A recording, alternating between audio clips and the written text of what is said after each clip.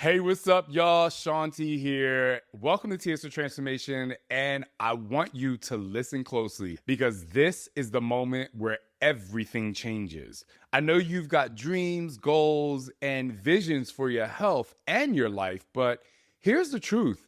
Transformation doesn't happen by chance.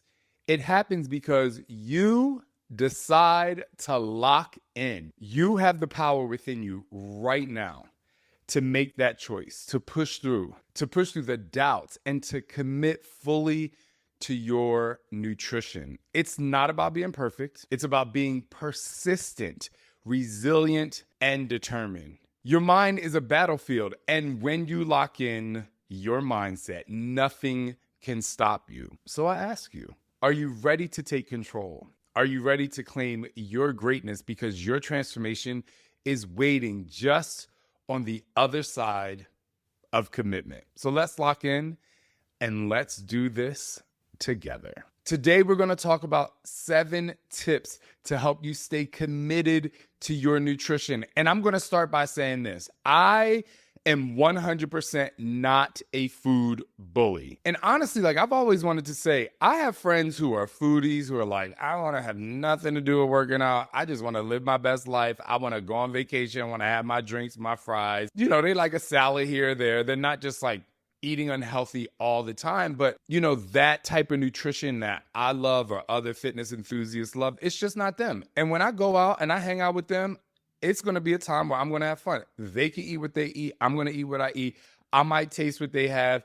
I might not. But the nutrition subject does not come into play. The fitness subject does not come into play unless they ask me something about it. And the reason I wanted to start with that is because I am not a food bully. You do whatever you want. I am not one of those fitness professionals or wellness professionals that's like, you have to do this and everyone in the world has to be healthy. Literally, your body, your choice. You decide whatever it is that you want to do to make you happy, to have the most abundant life that you want to have. A lot of people don't agree with my style of bodybuilding. Some people don't agree with people getting BBL. Some people don't agree with people taking Ozempic. If it makes you happy, as long as you're not doing something, obviously I'm not going to be like, oh, my friend is harming themselves or they look depressed or they're not happy, and I'm not going to intervene. But we all have a choice with what we want to do with our lives. And I think that is the joy of being a human. And the reason I say that is because I do want to give you 7 tips to stay committed to your nutrition, but I only want to give it to the people who actually want to commit to it. Because one of my biggest pet peeves as a fitness professional, not as an everyday person, is when someone tells me I'm going to do this, I'm going to do this, or they go on a diet, they go off a diet, and every time I see them,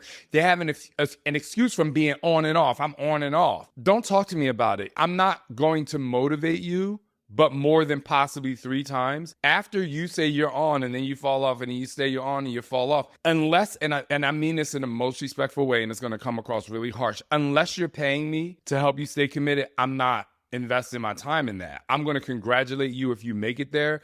But after a couple times, I'm like, you don't want it. And that's why I always say, and I will continue to say, you either want to change or you want to remain the same. And it is okay if you want to remain the same. And it is okay to have desires to be better. The issue comes in when you do it and then you don't do it. You do it and you don't do it. And both of those have equal excuses. It's like, I want to do it because I want to go to the beach.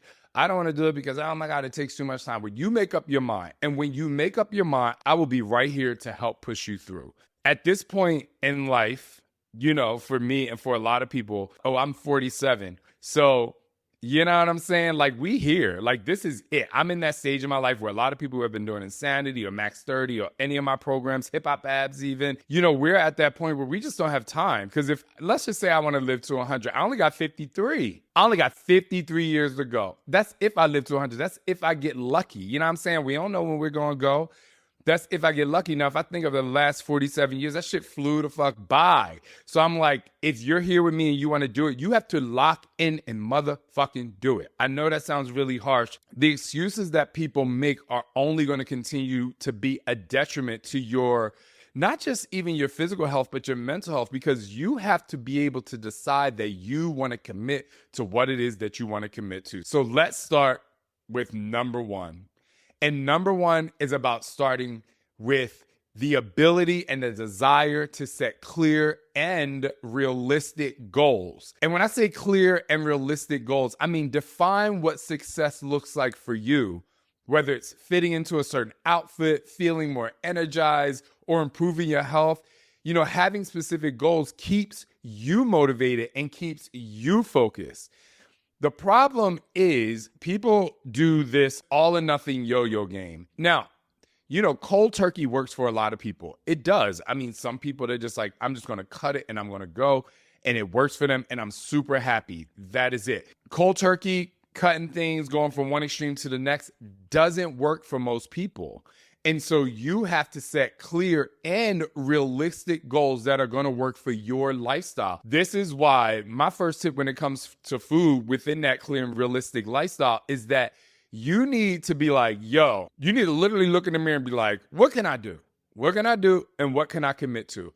I can commit to one healthy meal a week. I know that sounds like that really sounds silly to a lot of people who may already be at a level of consistent health and nutrition. That one realistic goal, which is that one meal a week, can take you from a 600 calorie meal with lots of fats that are unhealthy, lots of carbs, cheeses, sugars, and all that stuff. And you can drop that to like maybe a 200 calorie meal that is fulfilling and abundant and wholesome, maybe 250, but I'm just giving out numbers. So now if you think about if you did that once a week, you have eaten 1,200 calories less that month. If you think about it right there, and if you keep that up consistently and everything else stays the same, 3 months, you will lose a pound. I know that sounds crazy and not very motivating, but I wanted to give you the baseline effect because 3,500 calories is a pound. For 3 months of doing that, it would be 3,600 calories if you stay consistent and you keep that one meal. Now imagine if you eat 4 times a day and you turn that into 2 meals.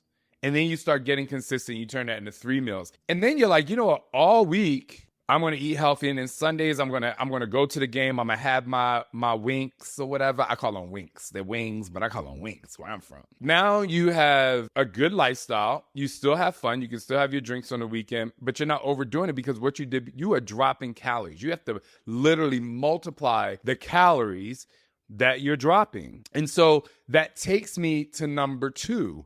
You have to understand your macros. And I'm going to break it down for you like this. And I don't know if you saw the post that my kids did. They're going Healthy Heroes Wednesday. They're going to eat. I don't know if they're going to eat everything on Wednesdays when we're able to film. But the desire for me was for them to look at foods, have fun, but also learn about them. It's not always about getting my kid to eat them because Silas only ate one bite of the carrot and 1 bite of the sweet potatoes. He's like, this is nasty. When he gets older, he's going to love it. But he's like, I don't want that. But you know what? He's starting to see Scott and me, we lift, we work out, we talk about health. And so now it's really just planting to see that, I'm starting them young, they can do it. But what was really funny is when I posted that, there were a lot of adults that are like, I don't even know what macros are. Like, they know more than me. Your macros are your proteins, carbs, and fats, and they are the building blocks of your diet. Learning how to balance them helps your body perform at its best. And that is what I want you to think about when you think about macros. A lot of people are thinking about the percentages, and I get it, and you could do the macro calculator. I'm actually going to be coming out with a nutrition program very soon, so you need to literally go to digdeepernation.com and just join the email list if that's the only thing you want to know, because we are working on something great for you. But the reason why I say all that about performing at your best is because when I go to the gym in the morning, my nutrition plan, I have a friend, Steph, she calls it the menu because Justin's our coach and he's like, this is what you're going to eat and this, that, and the third. She calls it a menu. I call it my plan.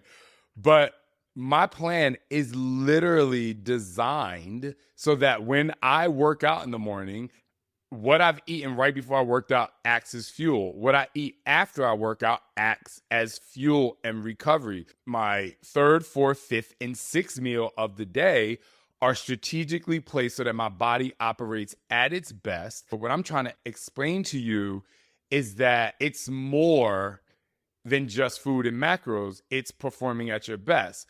And I'll give you an example. A simple way to start is using a macro tracking app that shows you how much of each nutrient you're consuming daily. You have to aim for a balanced approach. Protein helps repair muscles, carbs fuel your workouts, and healthy fats support hormone production. Did you hear me? I'm going to say it again. And the reason I want to say it again is because you need to know protein, muscles, carbs, fuel, fat, hormones. That's what you have to remember. I didn't say anything about like processed sugar. I didn't say anything about drinks. I didn't say anything about pizza, even though pizza has macros in there. I'm saying when you think about, like I have to eat healthy. Yeah.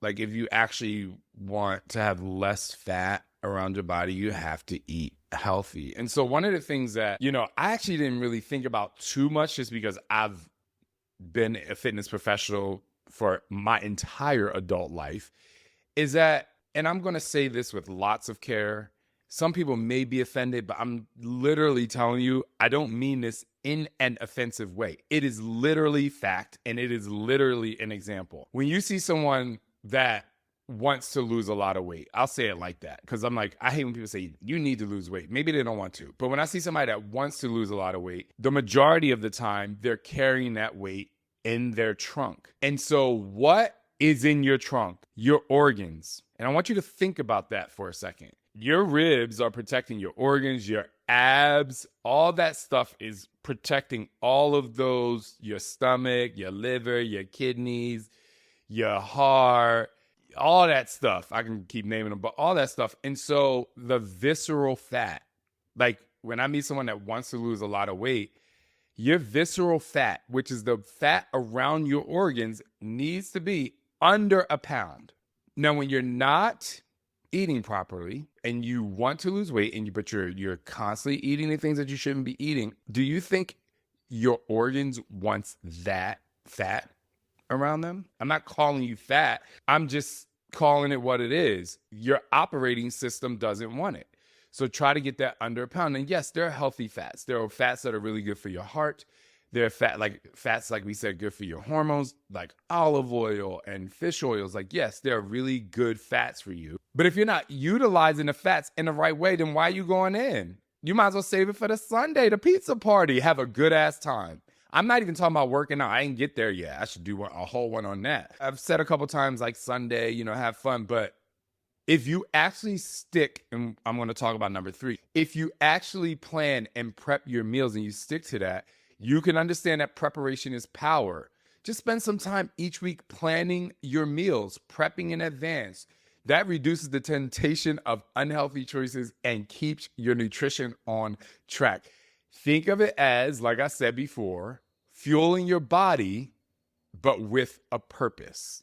That is the most important thing you have to think about. Because if you're not thinking about that, if you're just saying to yourself, I'm not fueling my body with a purpose, I'm just going to do whatever it is that I want to do, then guess what? You're going to be in a place that you don't want to be in. All right, speaking of a place where your mind wants to be or where you want to be, you have to go to number 4, which is practice mindful eating. Slow down, savor each bite. Pay attention to your hunger cues and fullness cues. When you're young and your mom or dad or guardian or whomever is like, are you full? Well, you don't really need to be full because the idea of full means that you're overeating. You have to pay attention to the cues. One of my most favorite cues is if you're holding food in the side of your mouth and if you're only enjoying the food until it hits that taste buds and then you're swallowing it like, oh, I'm full, but you keep eating because you're addicted to the taste.